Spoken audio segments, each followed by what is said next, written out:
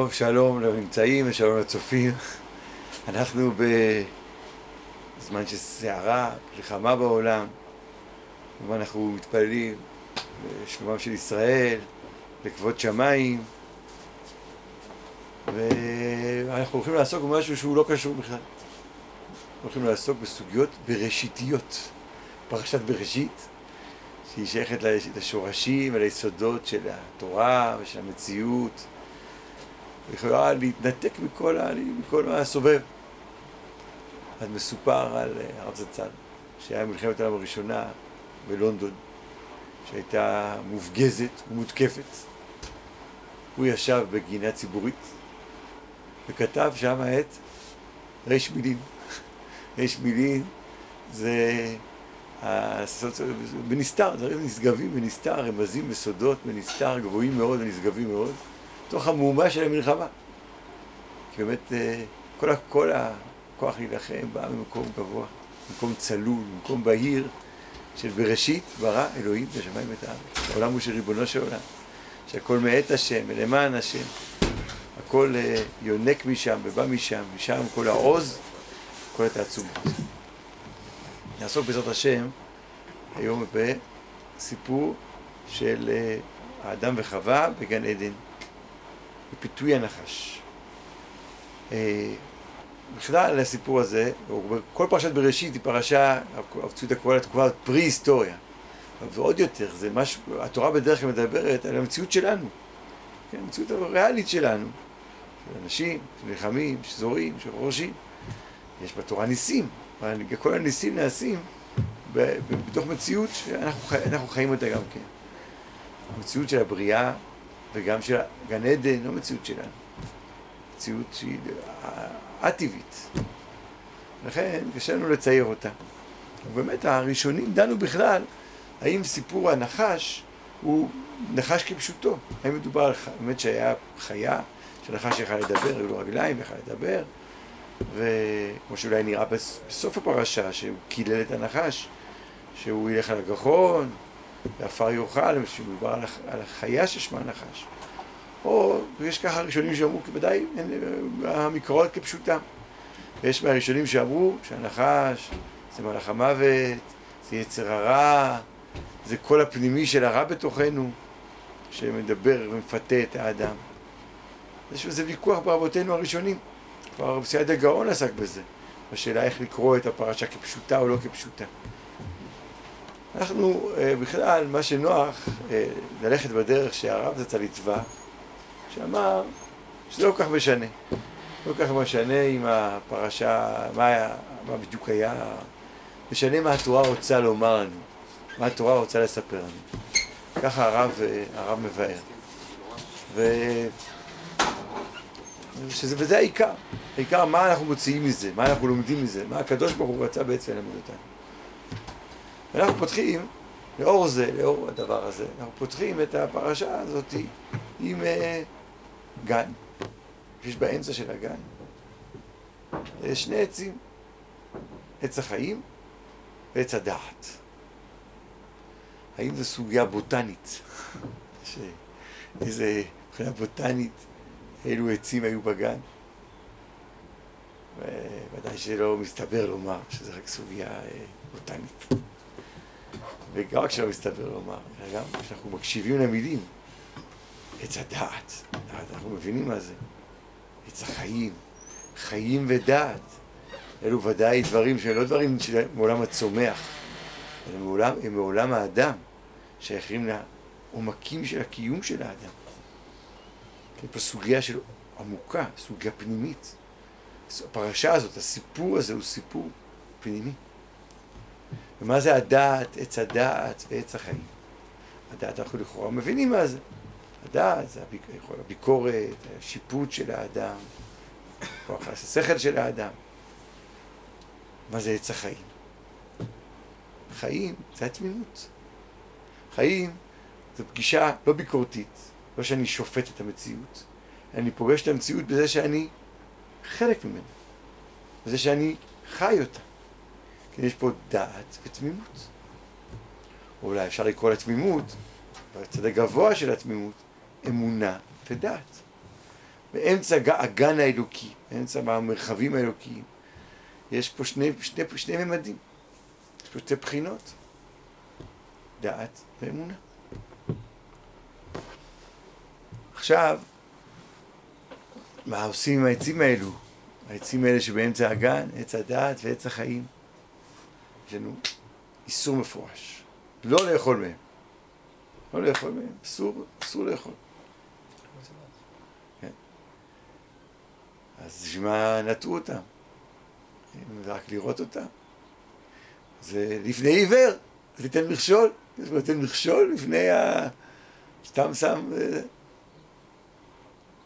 אז כמו שנאמר כאן, אנחנו ככה פשוט לנו שאסור לאכול מעץ הדעת ומעץ החיים.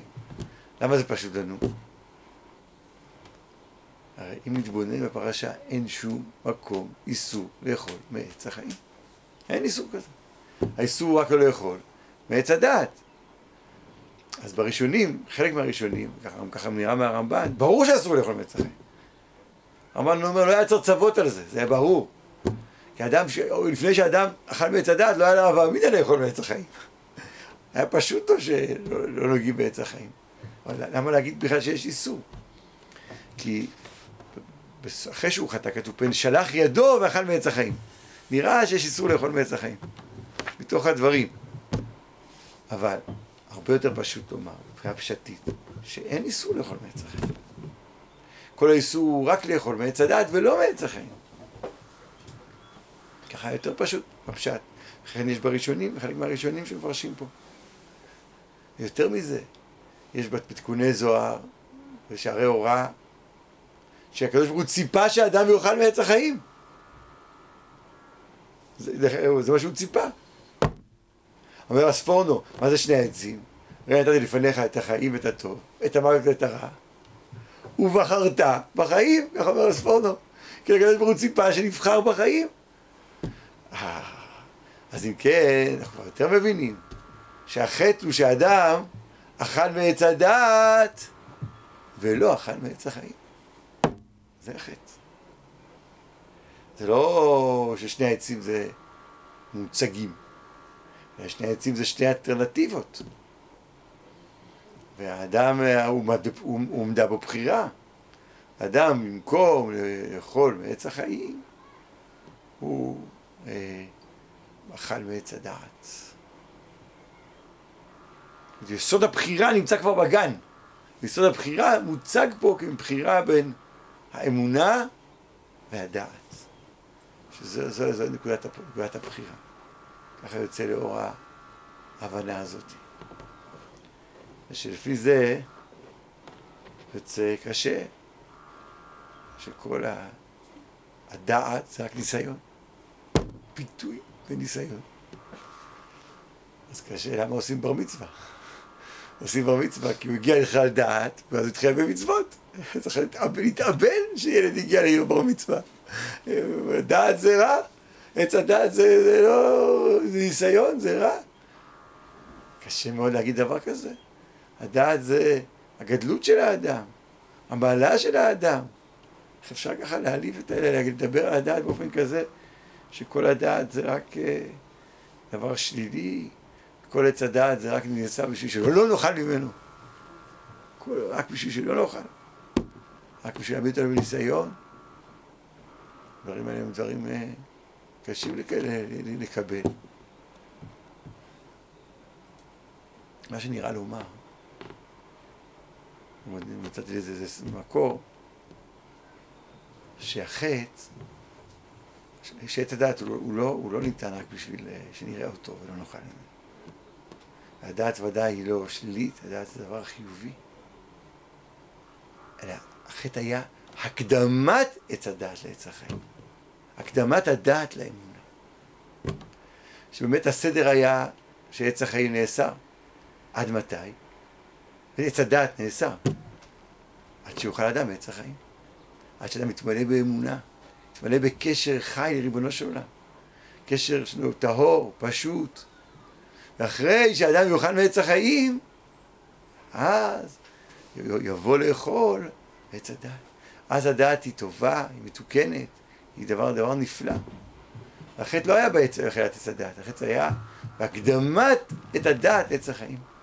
מה שהיה אמור להיות שהעץ החיים יקדמו לעץ הדעת. מצאתי בזה הרב, יש מאוד בשום מקור, יכול להביא לי לזה, אבל באורות הקודש, בטוב הכללי,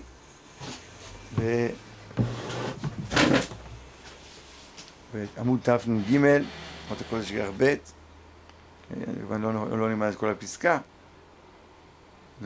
בכל זמן שישנה עדיין הכרה שיש טוב ורע, אין האדם צריך להתקשר ומזכוי עם תכונה זו. לא יאכל מעץ הדעת טוב ורע, כי רק עץ החיים שכולו טוב מוכן הוא לו. ומוכן הוא לו גם אוכלו מעץ הדעת טוב ורע, אחרי שיעמוד במסות הרבות, שהוא הולך ומתנשא, זומתו הולכת ומתאהרת, שכלו מזדקר, ודעותיו מתקנות. תשוב ההכרה של עץ החיים להתקשר עמו, ואז יהפוך את הדעת טוב ורע לעץ מלא חיים וטוב כולו, ואז הוא יאכל ממנו. זאת אחרי שהוא יאכל מעץ החיים, אז הדעת, גם עץ הדעת יתקן, יהפוך להיות עץ כולו טוב, ואז יאכל ממנו טוב. אולי אפשר לדייק קצת דיוקים יותר דקים בדברים של הרב, אבל זה ממש מפורש פה, ולא במובן הזה של הסיפור העבר, במובן הזה של החזון לעתיד, שהוא יונק בסיפור העבר, שיוצא שאין פה שלילת הדעת, יש פה שלילת הדעת שמנותקת מהאמונה. או גנבת הדעת. האדם רוצה לגנוב לקדוש ברוך הוא את הקריטריונים. לא הקדוש ברוך הוא, לא ריבונו של עולם, יהיה מקור הטוב והרע והאמת והשקר, אלא אני אהיה מקור הטוב והרע והשקר. זה נקרא גנבת הדעת. והייתם כאלוהים יודעי טוב ורע. למה להידבק באלוהים? תהיה אתה אלוהים. תהיה אתה המקור לכל הערכים, האדם מקור לכל הערכים, לכל האמיתות. בלי בניתוק, הקשבה והפתיחות למה שמעליו, למקור החיים. זה החטא. זה החטא שהנחש מפתה את האדם. לא עצם הדעת, אלא הניתוק של הדעת מהאמונה, מההקשבה, ומה שמעליה ומה שמקיף אותה ועמוק ממנה, מעץ החיים. פרשה פותחת, והנחש היה ערום מכל חיית השדה. דבר מעניין, הנחש היה ערום, פסוק אחד קודם כתוב, והיו שניהם ערומים, האדם ואשתו ולא התבוששו. זה ככה מאוד מגרה, לקשר בין הדברים. ערומים של פרק של האדם ואשתו, ערומים ללא לבוש. וערום של הנחש זה חכם. כן, ברור, בתרגום מתרגם ערומים ארטילאים. מה? לא, בתרגום שלנו, ערומים ואין שניהם ערומים, ארטילאים. ובפסוק א' של הנחש היה ערום, אבל היה חכים. בכל זאת, אי אפשר שלא להבין את הרמז. הנחש היה ערום, חכם, אבל החוכמה שהשאירה אותנו ערומים, בלי כלום. יש עורמה שהיא לא מגדלת את האדם, היא מנתקת אותו, ומשאירה אותו בכלום. טוב, אז אם כתוב בתורה שהנחש היה ערום מכל חיית השדה, אז כנראה שזו חוכמה מופלאה, חוכמה פילית. מה החוכמה הפילית פה? מה החוכמה המיוחדת? לא סתם התורה מציינת את זה, שהוא היה ערום מכל חיית השדה. צריך איפה בפרשה רואים את החוכמה שלו, את החוכמה הגדולה שהיא גרמה לאדם הראשון, אדם וחווה, ליפול ולהפיל את כל העולם כולו. אז נראה לומר, קודם כל, אור החיים שואל את זה, אור החיים הקדוש שואל את זה, שבמה פיתה הנחש את האדם? כביכול לעבור על דבר השם. הנקודה הכי גבוהה שלו. מה הנקודה הגבוהה של האדם? שהוא נברא בצלם אלוהים. למה הוא נברא בצלם אלוהים? כדי להידבק בקדוש ברוך הוא, כדי להידמות לבורא, כדי ללכת בדרכיו. מה ההנחה שאומר לאדם? וייתם כאלוהים. למה להידבק באלוהים? אתה יכול להיות אלוהים מעצמך. דווקא הוא נוגע בנקודת הגדלות שלו, נקודת צלם אלוקים שלו, בנקודת הגדלות שבאדם, ובא הוא מסית אותו. הוא מסית אותו במקום שהגדולה תביא לענוות צדק, כלפי האל הגדול, הגיבור והנורא, קוראים לזה תהיית הגדול. יש פה אומה מיוחדת, נכון? איך הוא הצליח בהסתה הזאת? אז בוא נראה. הנחש היערו מכל חיית השדה אשר עשה אדוני אלוהים, ויאמר אל האישה, אף כי אמר אלוהים לא תאכלו מכל עץ הגן. זה קשה, מה זה אף? למרות, נכון? אף זה בדרך כלל, אף על פי כן. מה קשור? למרות שאמר אלוהים. משפט חסר הבנה, חסר הקשר. אף כי אמר אלוהים לא תאכלו מכל עץ הגן. אין למשפט הזה הבנה. לכן רש"י אומר שאף פה הכוונה שמא. שמא אמר אלוהים לא תאכלו מכל עץ הגן. טוב, מה... הוא שואל אותה, האם זה נכון מה ששמעתי, שאלוהים אמר לו לאכול מכל עץ הגן? טוב, מה הוא רוצה להשיג בזה?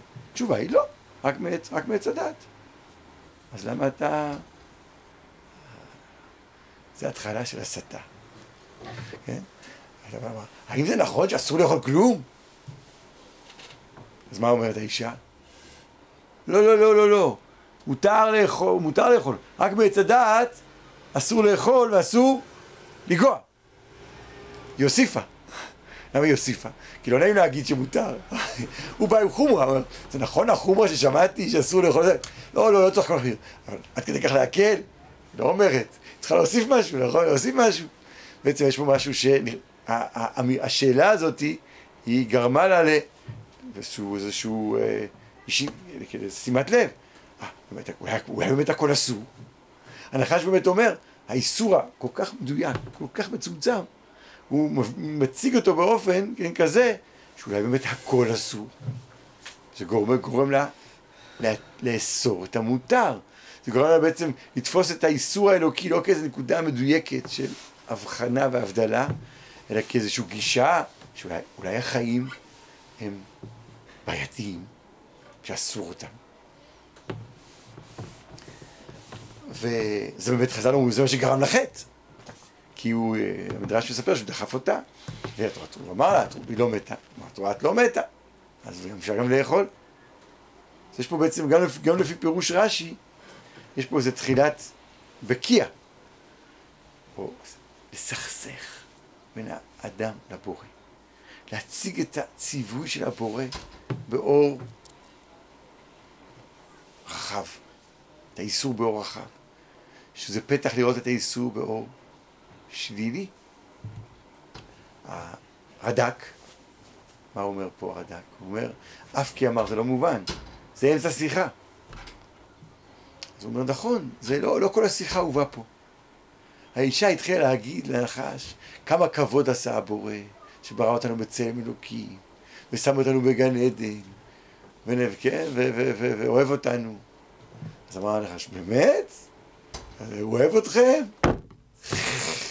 מה פתאום? כן? הוא אסר לכם לאכול מכל עץ הגן. כן, כמו את אומרת ככה, למרות מה שאני ידוע לי, אף כי אמר אלוהים, כן? שהוא שונא אתכם בכלל, שהוא מונע מכם טוב. יש פה לאמת, כן? ליצור עימות בין האדם לבורא. אז מה פתאום? הוא לא אסר את הכל. רק את עץ הדעת. אבל כבר נקודת ההסתה נכנסה, ההרס, זה הגדולה של הנחש, שהוא מכניס הרס קטן, ברגל. הוא עולה למעלה ועוצר את הלב. אז גם פה, נקודת, המבט הרע, על הציווי האלוקי ועל דבר השם, הוא זה שנכנס בליבה וגרם בסופו של דבר אל החטא. כתב הקבלה אומר, הביטוי אף כי אמר, שלא שזה למרות, שמא, לא שזה למרות או מידת הנגדה אל הדברים של האישה, כמו שאומר הדק, אלא אף כעס, אף כי אמר אלוהים. כעס הוא אמר. זה אף, זה לא... בכעס הוא אמר לכם את זה. אז עכשיו, ברגע שנוצר את ההנגדה הזאת, הסכסוך הזה, זה פתח אל החץ. אז למה שנשמע לדבר השם אם הוא לא אוהב אותי? אם הוא עומד מולי ומצווה על הציוויים? למה שאני לא אשחרר את העול? למה שאני לא אהיה אני עצמי מקור הערכים כולם? ופה הכפירה וההפקר, שערים פתוחים לכפירה ולמרד בקדוש ברוך הוא. ומה נקודת הקשר שיש בפיתוי של הנחש? שהוא טוב, הכל הוא עושה לטוב, כל הצגת האיסורים של הקדוש ברוך הוא כרחבים, זה לא נכון, זה שקר, הרוב מותר, מעט אסור והרוב מותר, והמעט שאסור הוא לטוב לנו, ולא לרעתנו. הקדוש ברוך הוא אוהב את החיים, וחפץ בחיים, וציווה לנו לאכול מכל עץ הגן, וזו הסתה הזאת של הנחש לדורותיו, כן? שהוא מציג את הדת כשונאת את החיים, ונלחמת בחיים, היא הסתה שקרית, ולא נכונה. השעיר שאומר, זה הנחש בשליחה בכל הדורות.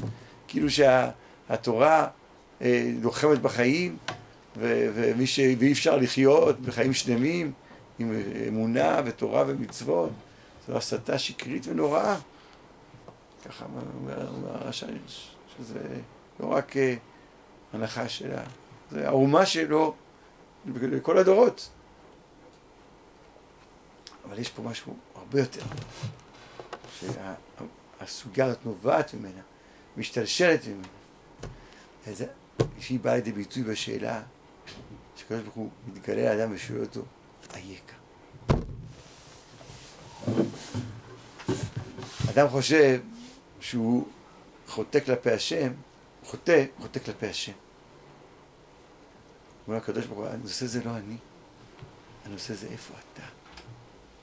כשאדם חוטא, הוא חוטא לעצמו, חוטא לנשמתו, חוטא לגדולה שלו, לצל אלוקים שלו. הוא נהיה ערום מכל נכסיו. הוא לא דואג לכבודו.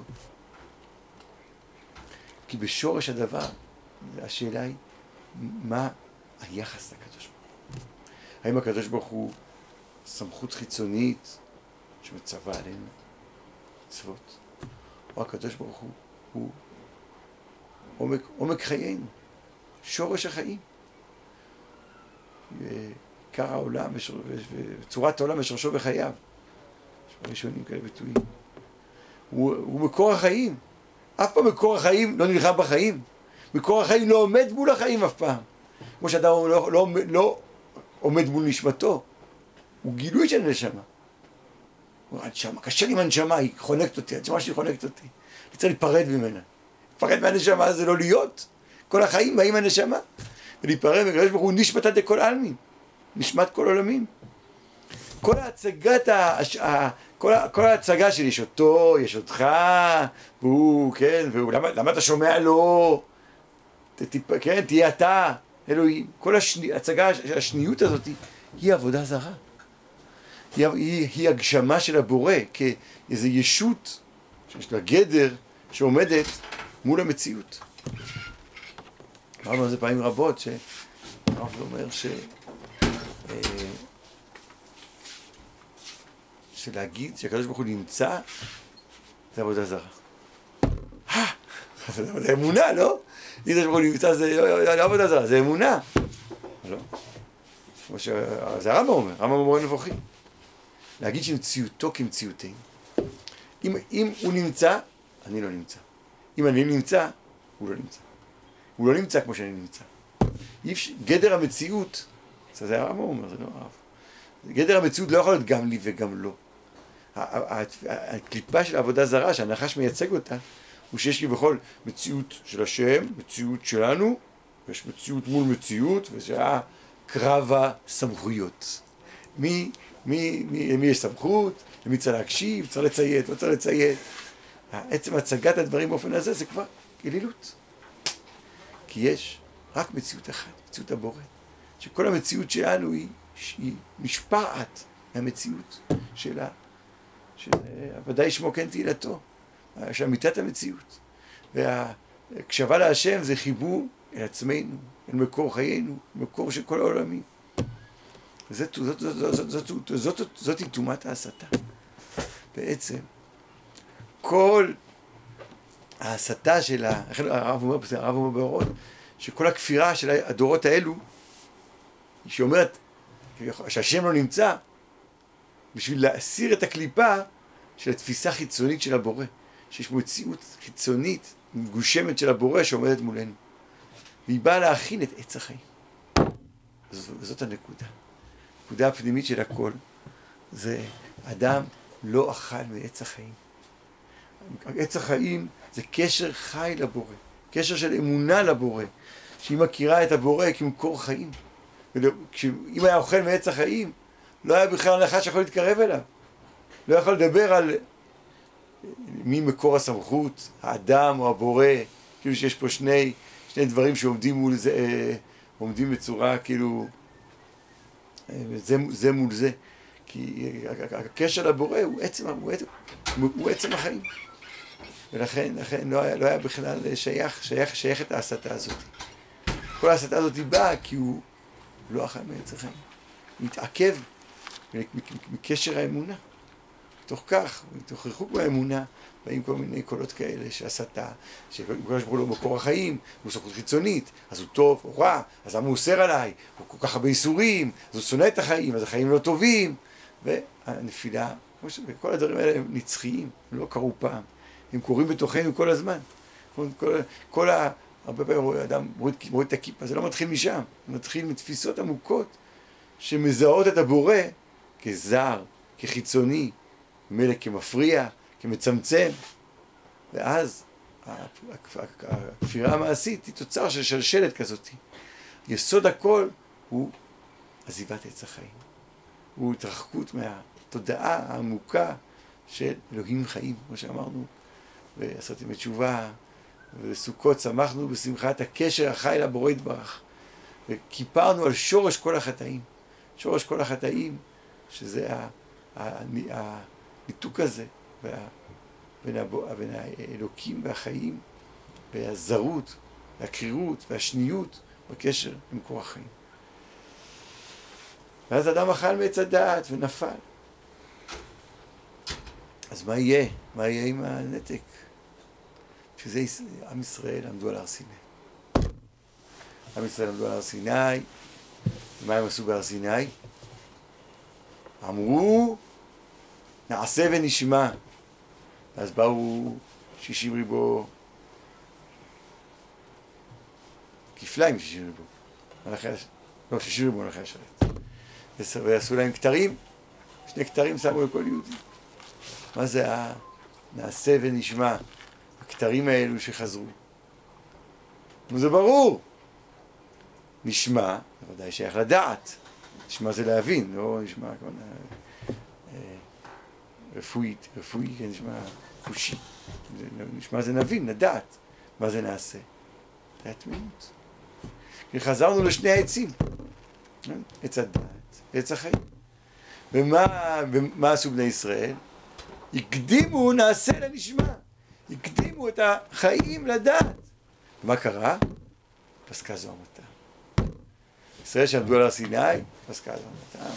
כיוון שבעצם תיקנו את חטא אדם הראשון, שהוא חטא בהקדמת הדעת לחיים, שישראל אמרו נעשה ונשמע, הקדימו את עץ החיים לעץ הדעת. אבל אחר כך חטאו בעגל. אז לכאורה חזרנו לנקודת המוצא, ולא כך. נכון שחזרה הזוהמה, אבל יש לנו עכשיו כלי קרב. יש לנו עץ חיים הנה מחזיקים בה. יש לנו את התורה הקדושה, שהתורה הקדושה היא מחברת אותנו לאמיתת האמונה, שהיא נובעת מהמקום הזה שקדוש ברוך הוא מקור חיים. כי ממך מקור חיים באורך נראה אור. שהיא מרפאת את חטא הדעת. שהיא לא שהיא שוללת את הדעת, אלא היא יוצרת מוחים קדושים, מוחים גדולים. מוחים שהם לא מנותקים ומנוכרים, ההקשבה החיה של הקשר לבורא יתברך, ושהם מחוברים ומוארים בהשראה של המקיפים של הדעת, מקיפי האמונה האלו. אז לא שאין דעת, יש דעת מופלאה, רחבה, גדולה, אין סופית. נעשה ונשמע ונשמע ונשמע ונשמע, אין סוף ואין תכלית. זה התיקון של החטא הזה. וכמו שהרב מתאר פה, שגמר הבירור של הסוגיה העמוקה הזאת, של מהו הקשר לבורא, ומה עם החיים, ומה היחס בין הדעת והחיים, זה בדורות האחרונים, שבהם הסוגיות העמוקות האלה מתבררות פה בעם ישראל שחוזר לארץ החיים, חוזר להקים את מלכות השם, להביא את מלכות השם בעולם, לברר שעם כל העולם, הרי בפשטות, כל העולם המערבי הוא כולו פרי של חטא הדעת. אמרנו שהאדם הוא מקור כל הערכים. בעצם זה חזרה לחטא הקדמון. זה טוב, ככה אפשר לתקן אותו. עד עכשיו עסקנו בחטאים מסביב, שהוא תוצאה מהחטא. אף פעם לא היה אומץ לאנושות להגיד, לכפור. לקנא, הקנאה באלוהים. קנאה באלוהים, אמר אותו ניטשה, אמר, לא יכול להיות שיש בורא, כי אם יש, לא הייתי סובל את זה שזה לא אני. זה הקנאה באלוהים, הרב מדבר על זה באורות הקודש. כן? הרב אומר, זה דברים נסתרים שאנשים לא מעיזים להוציא מהפה כאלה דברים. זה רק ברקע. אז כל הדורות הדברים האלה היו ברקע. ברקע שלה, והתוצאה של, החטאים היו תוצאה של נקודה חשוכה בפנים, שלא העיזו להביע אותה, גם לא תקנו אותה. הנה פתאום, בעולם המודרני, יש חוצפה יסגה, זה שיא החוצפה, זו הכפירה. להגיד לבורא שברא אותך ויצר אותך ורבזן אותך בחסד ורחמים, שהוא לא קיים. אין חוצפה נוראה יותר מזה, כן? מה המקור החוצפה? חטא אדם הראשון. לא מוכן שיגידו לי מה לעשות. לא מוכן שמשהו זר יגיד לי מה לעשות. אני רוצה להיות מקור כל הערכים, שזה בעצם השורש של כל האמירה של העולם המערבי. הוא צודק. גם אנחנו לא רוצים שמשהו זר יגידו לנו מה לעשות. אבל מתוך כל הכפירה, האדם נהיה ערום. הוא מדלדל והולך. בזה שהוא התנתק מהמקור של הקשר האלוקי, אז כל הערכים נהיו, כן, שליליים, דלים, והטירנות שולטת, וההנאה, והפירוק של כל מוסכמה וכל ערך, והאדם נשאר ריק. והקול של הקדוש ברוך הוא שאומר, לא איפה השם, אלא אייכה, איפה האדם, אלבון האדם. זה הנושא בעולם, איך אדם נהיה כזה, כולו מופקר ומנותק וחסר קשר עם ההורים והמשפחה ונשאר בודד ומפוחד. והתשובה היא צריכה להיות, כי מציון תורה דבר השם בירושלים, שבאמת לא זר הוא הבורא חלילה, אלא מים חיים, יצאו מהמקדש, כן, יתפשטו לכל העברים ויחיו את כל העולם, כי מקור חיים הוא לנו, הבורא יתברך, מקור חיינו, מקור חיי כל העולמים, ממנו אנחנו חיים. ושככל שהתבררת הסוגיה הזאת, בבתי המדרש, בלבבות, ובתוכנו, אז יבואו כל הגויים לירושלים, כי מציון תורה דבר השם בירושלים, ויחזו בכנף איש יהודי, תהיה גאולה, לא רק לעם ישראל, אלא גאולה לאנושות כולה. ולא תתבטל הדעת שכל כך מתגאים בה, אלא תתקן הדעת, תחזור חזרה לשורשה. רצון שתהיה לראות ישועה גדולה, ישועות גדולות, בלי הרוגים חלילה, ובלי פצועים, כי לקחת נקמה גדולה וקדושה מכל אדם ששפכו הרשעים האלו. נקמה זה לא מילה גסה, זה מילה קדושה, אין נקמות השם. נקום את נקמת דמם ושפך דם, הרשעים הארורים, פרי האדם, שאין להם צורה אנושית בכלל. נזכה לזקיפות קומה של ישראל ותשובתם השלמה. חזק ונתחזק.